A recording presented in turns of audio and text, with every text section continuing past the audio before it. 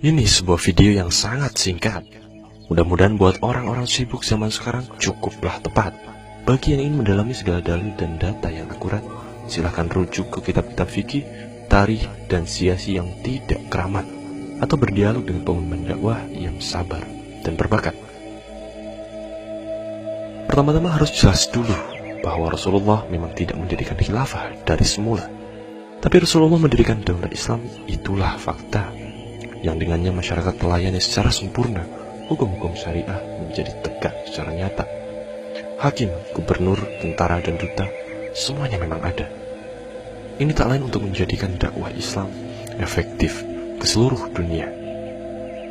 Jadi Rasulullah memang mendirikan negara, walaupun bersahaja. Nah, khilafah itu adalah sebutan negara setelah Rasul tiada. Yang kedua, jadi yang perlu kita dalami adalah bagaimana sejarahnya. Muhammad diangkat sebagai Rasul itu tanpa campur tangan manusia. Tetapi dakwah Rasul itu punya tahapan-tahapan yang sempurna, yang semua menjadi hukum yang mengikat kita. Awalnya Rasul membina pribadi-pribadi manusianya, dimulai dari tauhid, dibina akliyah dan nafsiyahnya, diperkenalkan dengan ibadah dan akhlak lewat teladan yang luar biasa. Satu persatu para as-sabiqun al-awwalun, sahabat pionir, direkrutnya, sampai turun wahyu agar Rasul dakwah terbuka ke masyarakatnya, berpesan agar manusia beriman dan tidak menyekutukannya. Juga Rasul membawa ayat-ayat yang mencela perbuatan durhaka, semacam membunuh anak-anak perempuan, berzina, atau berdusta, mengingkari tradisi Quraisy yang sekedar ikut-ikutan nenek moyangnya, juga menohok tokoh-tokoh jahiliyah, bahkan menyebut namanya. Sejak itu terjadi konflik peradaban. Rasul dimusuhi kaumnya.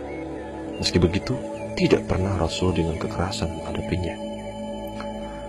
Pernah juga Rasul didatangi dan ditawari untuk berkuasa. Orang-orang Quraisy lewat pamanda Abu Thalib memintanya, kalau Muhammad inginkan harta, mereka akan kumpulkan harta. Kalau Muhammad inginkan wanita, mereka akan adakan kontes Miss Arabia. Lalu biarlah Muhammad memilih sendiri yang mana yang dia sukainya. Kalau Muhammad itu sakit, mereka akan carikan tabib terhebat di dunia. Kalau Muhammad ingin berkuasa, mereka akan jadikan raja. Yang penting Muhammad berhenti mengolok-olok tradisi zamannya. Tapi apa jawab Nabi kita?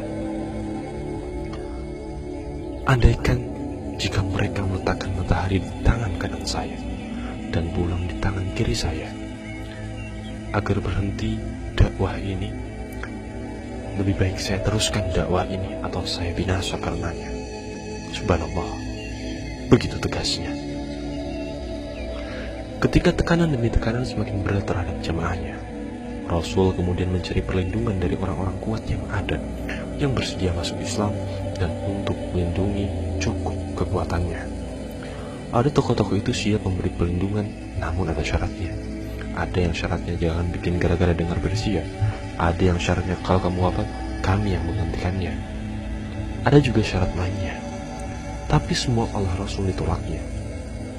Rasul ingin dukungan orang kuat tanpa syarat apapun juga. Sepertinya utopia ya. Tapi tidak, karena ternyata suku Aus dan Khazraj dari Yasrib dibuka hatinya. Setelah sekelompok masuk Islam, lalu Mus'ab bin Umair dikirim membinanya. Di Yasrib, satu demi satu tokoh-tokoh kunci mendukungnya. Lalu Mus'ab melaporkan, tak ada rumah kecuali Islam memasukinya.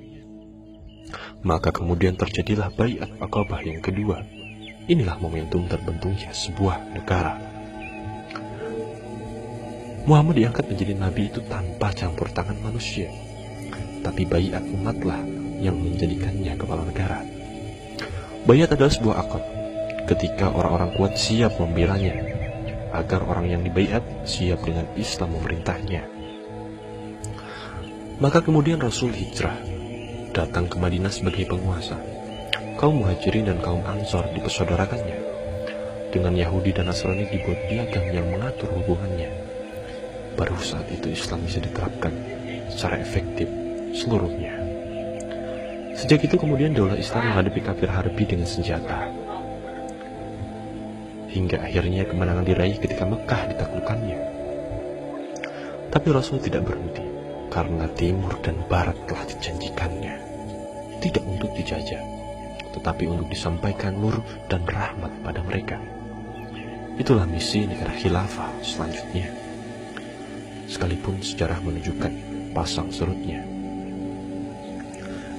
Tetapi hikmah tadi bisa kita runut, bahwa amat jelaslah orang-orang kuat yang sekarang berkuasa bisa berubah kapan saja, kalau pikiran mereka terbuka dan nuraninya berbicara.